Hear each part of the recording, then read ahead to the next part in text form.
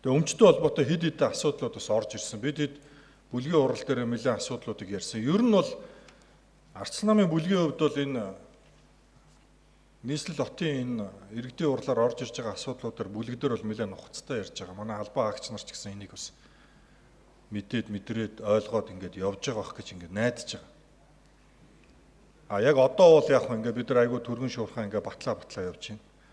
Тэгээ өмчтэй холбоотой хэд хэдэн асуудлууд өнөөдөр орж ирж байгаа учраас бас дахиад хэлчихье. Манай өмчийнхэн оюумаа дарга бас байгаа бох тийм ээ. Юу ихлээр энэ Улаанбаатар хотын манай өмчийн нэр дээр байдаг, хотын нэр дээр байдаг олон жил болцсон энэ хуучин энэ барилга байгууламжууд маш их байгаа. Тэгээд эдрийг бид нар бас цэгцлэх цаг нь болсон. Тэгээд бид нар ч гэсэн бас өмнөх энэ одоо бүлгийн хурал дээр ч гэсэн бас өмчийнхэнд үүрэг даалгавар өгсөн.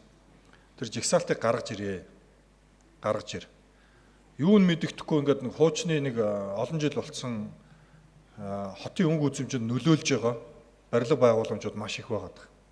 Тэгээд тэрэн дотор манай олон өмчит үйлдвэрийн газрууд байршиж байгаа. Зарим нь сарын түрээс төлөхгүй, зарим нь 100,000 төгрөний, 120,000 төгрөний түрээс төлөөд энэний өмнөх хурал дээр ч гэсэн нэг байгууллагаас болоод нэг өмч бас буцсан шүү дээ.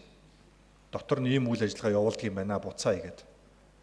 Тэгээ энийг бол бид нар одоо бас нэгтэлт нь гаргаад цэгцлэх хэрэгтэй. Нэгэнт одоо хотын энэ асуудлыг бид нар бүхэлд нь ингээд том утгаар нь асуудлаа шийдийгээд ингээд зорж байгаа бол олон жил болцсон хөрөнгө мөнгө гаргаад өнгөөд татагдахааргүй болцсон. Дотор нь ингээд ямар ч одоо эргээд хотод нэмэр болохгүй байгаа энэ өмчүүдийн жагсаалтыг гаргаад бид нар бас нэгтэлт нь гаргаад цэгцлэх юм одоо бас цаг хугацаа болсон гэдгийг бас санал дээр аль биесээр хэлээд ингээд протоколд тэмдэглүүлье. Баярлалаа.